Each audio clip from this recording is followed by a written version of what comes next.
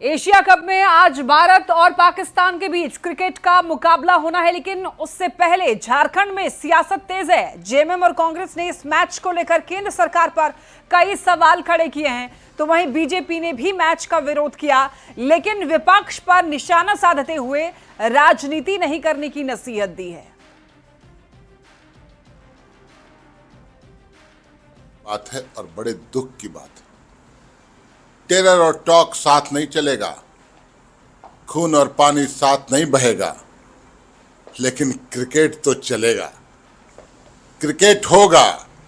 क्योंकि क्रिकेट में आईसीसी में कौन व्यक्ति है, कौन राजनेता का पुत्र है जो प्रभावित करता है इन सब निर्णयों को। देश के पूरी जनता का यह अपमान है क्रिकेट मैच।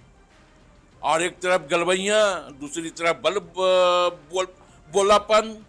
आखिर क्यों सीज फायर के बाद क्रिकेट क्यों? जब आप पानी रोक रहे थे तो क्रिकेट क्यों नहीं रोक पाए? इसलिए नहीं रोक पाए कि पुत्र मोह था। तो ये तो अपमान है पूरी तरह भारत की जनता का, और भारत के स्वाभिमान पर भी कुठाराघात करने का काम किया गया है। ये कांग्रेस और विपक्षी दल के लोग ये जब कहते हैं ना तो बड़ी शर्म आती है। सिर्फ राजनीति कहते हैं।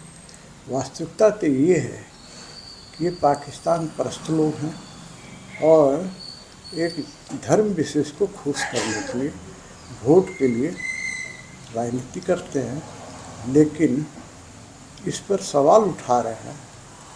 तो मुझे नहीं पता कि किस राजनीति के तहत तो सवाल उठा रहे हैं। पीएम मोदी के मणिपुर दौरे को लेकर झारखंड में सियासत तेज है। मणिपुर दौरे पर जेएमएम ने सवाल खड़े किए हैं। जेएमएम ने कहा कि 825 दिनों के बाद इस कुंभकर्ण की नींद टूटी और ये बहुत ही दुख की बात है। वहीं कांग्रेस ने भी सवाल उठाया है, जब मणिपुर जल रहा था तो उस दौरान नहीं गए और अब राजनीतिक उद्देश्य के तहत वहां जा रहे हैं। तो वहीं बीजेपी ने पलटवार किया, कहा कि इन लोगों को प्रधानमंत्री के हर चीज पर चिढ़ है।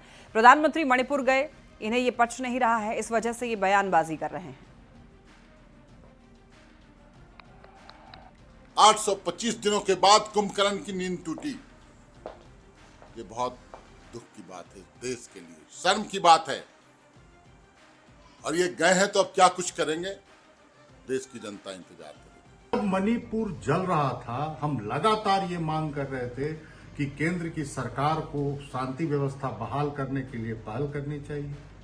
वहां पर प्रधानमंत्री का दौरा होना चाहिए, प्रधानमंत्री को मणिपुर के लोगों के साथ बातचीत करनी चाहिए। लेकिन लगभग 3 वर्ष बीत गए, लगातार वहां हिंसा होते रही और प्रधानमंत्री और पूरी केंद्र की सरकार सोती रही। आज अपने राजनीतिक उद्देश्य के तहत वो वहां दौरा कर रहे हैं और वहां के लोगों को सब्जबाग ख्वाब दिखला रहे हैं, सपने दिखला रहे हैं। तो भी इनको चिढ़ है। यदि प्रधानमंत्री जी कुछ भी करें, इनको वहाँ चिढ़ है। क्यों इतना जाते हैं? क्योंकि पहले के प्रधानमंत्री क्या करते थे? पहले के प्रधानमंत्री दिल्ली के एयर कंडीशन में बैठे रहते थे। देश के प्रधानमंत्री अलग अलग राज्यों में जा रहे हैं, वहाँ उद्घाटन कर रहे हैं, शिलान्यास कर रहे हैं, तो इनको पच नहीं रहा है। तो मैं यही कहूँगा कि प्रधानमंत्री पर इस तरह की बातें करना, इनका शिगुफा छोड़ना इनके आदत में शुमार हो गया है। पीएम मोदी के मणिपुर दौरे पर रक्षा राज्य मंत्री संजय सेठ ने कहा, प्रधानमंत्री मोदी हमेशा नॉर्थ ईस्ट के लोगों को प्राथमिकता देते आए हैं। उन्होंने कहा कि पहले नॉर्थ ईस्ट की क्या स्थिति थी और आज नॉर्थ ईस्ट पर्यटन का एक केंद्र बन गया है। संजय सेठ ने नॉर्थ ईस्ट का भारत के विकास में एक बड़ा योगदान बताया है। देखो, माननीय प्रधानमंत्री नरेंद्र मोदी जी हमेशा नॉर्थ ईस्ट को प्राथमिकता पे, कैसे नॉर्थ ईस्ट के लोगों को आगे बढ़ाना, नॉर्थ ईस्ट में सुविधा देना। हम सब सांसदों को, मंत्रियों को निर्देश कि हमेशा महीने, 2 महीने, 3 महीने में आप नॉर्थ ईस्ट जाओ। एक कहते हैं नॉर्थ ईस्ट, आप अंदाज से नॉर्थ ईस्ट 10-15 साल पहले क्या स्थिति थी, आज नॉर्थ ईस्ट कितना डेवलप कर गया है। आज टूरिज्म का एक हब नॉर्थ ईस्ट बन गया है। और आज तो प्रधानमंत्री जी ने जो आइजोल से जो रेल सेवा प्रारंभ की, यह क्रांति है। और नॉर्थ ईस्ट हम कह सकते हैं कि भारत के विकास में एक बड़ा योगदान, और आने वाले दिनों में जो प्रधानमंत्री जी का संकल्प है 2047 विकसित भारत का, वो विकसित भारत का ब्रांड एम्बेसडर होगा। राज्य में यूरिया को लेकर हो रही कालाबाजारी को लेकर कृषि मंत्री शिल्पी नेहा तिर्की ने कहा, राज्य में जरूरत के हिसाब से केंद्र सरकार यूरिया उपलब्ध नहीं करा रही है, जिस कारण राज्य में कालाबाजारी चल रही है। हालांकि कालाबाजारी को रोकने के लिए 500 से भी ज्यादा जगहों पर रेड की गई है और जो भी दोषी पाए गए हैं उन पर कार्रवाई की गई है। करीब 21 लोगों को यूरिया कालाबाजारी मामले में सस्पेंड भी किया गया है। मंत्री शिल्पी नेहा तिर्की ने यह कहा कि केंद्र की सरकार सहयोग नहीं कर रही है, जो चिंता का विषय है। ना अलॉटमेंट हम लोगों ने डिमांड किया था केंद्र सरकार से और जिसमें हमें ओके भी मिला था, वो अलॉटमेंट से काफ़ी कम सप्लाई हमें मिल पाया है। जहां से भी हमें सूचना मिल रहा है, लगभग 500 से अधिक रेड अभी तक हम लोगों ने कर चुका है, जो भी इंफॉर्मेशन हम लोगों को मिला है उसके आधार पे, और लगभग 21 लोगों को सस्पेंशन का ऑर्डर भी जारी कर दिया गया है। सप्लाई हम लोग अलॉटमेंट बढ़ाने का भी बात किया है, मगर अभी तक वो सहयोग या उस तरह से अलॉटमेंट में बढ़त भी हमें नहीं दिख रहा है। खबर रांची से मिल रही है। कांग्रेस प्रभारी का झारखंड दौरा। देखिए, 7 दिवसीय दौरे पर के राजू, 15 से 21 सितंबर तक के दौरे पर के राजू अलग अलग बैठकों में भाग लेंगे। अनुसूचित जाति के नेताओं के साथ बैठक करेंगे। तो रांची से यह खबर मिल रही है, 7 दिवसीय यानी कि 7 दिनों के दौरे पर हैं के राजू और 15 से लेकर के 21 सितंबर तक के दौरे पर रहेंगे। अलग अलग बैठकों में भाग लेने की खबर मिल रही है। अनुसूचित जाति के नेताओं के साथ भी बैठक करने वाले हैं।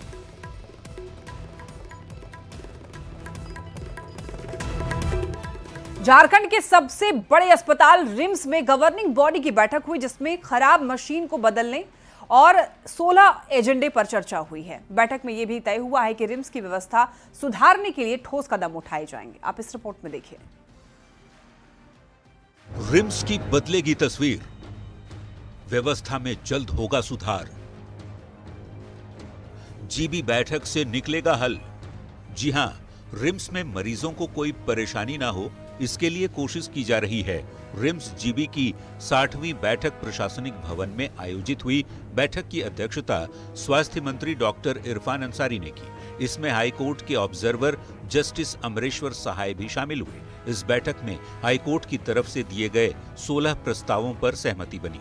इनमें सबसे अहम प्रस्ताव वेंटिलेटर और एमआरआई जैसी मशीनों की जल्द खरीदारी को लेकर था। अस्पताल प्रबंधन को जल्द से जल्द ये खरीदारी पूरी करने के निर्देश दिए गए।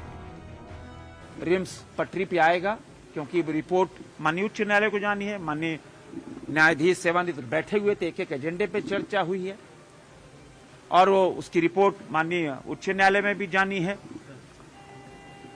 बहुत सारे और निर्णय हुए हैं। कुल मिलाकर यह निर्णय कि अब रिम्स जनहित में काम करे।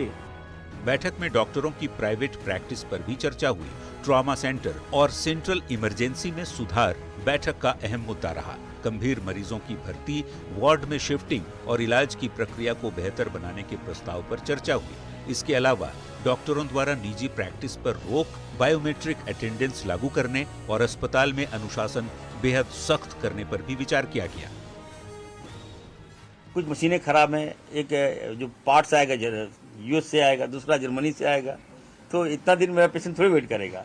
तो हम लोगों ने कहा कि वैकल्पिक व्यवस्था कीजिए और तुरंत मशीन खरीदिए आप। प्रस्ताव में यह भी तय हुआ कि अब अस्पताल में दवा और दूसरे जरूरी सामानों की कोई कमी नहीं रहेगी। खरीदारी से जुड़े सभी प्रस्ताव पास कर दिए गए हैं। अगली गवर्निंग बॉडी की बैठक 9 अक्टूबर को होगी, जिसमें अस्पताल से जुड़े बाकी 18 एजेंडों पर चर्चा की जाएगी। इस बार सिर्फ कोर्ट के प्रस्तावों पर ही बात हुई। अब देखना होगा कि गवर्निंग बॉडी बैठक से राज्य के सबसे बड़े अस्पताल रिम्स में कितने सुधार होते हैं और कब तक। न्यूज़ 18 के लिए रांची से गौरव झा के साथ ब्यूरो रिपोर्ट। रांची से बड़ी खबर।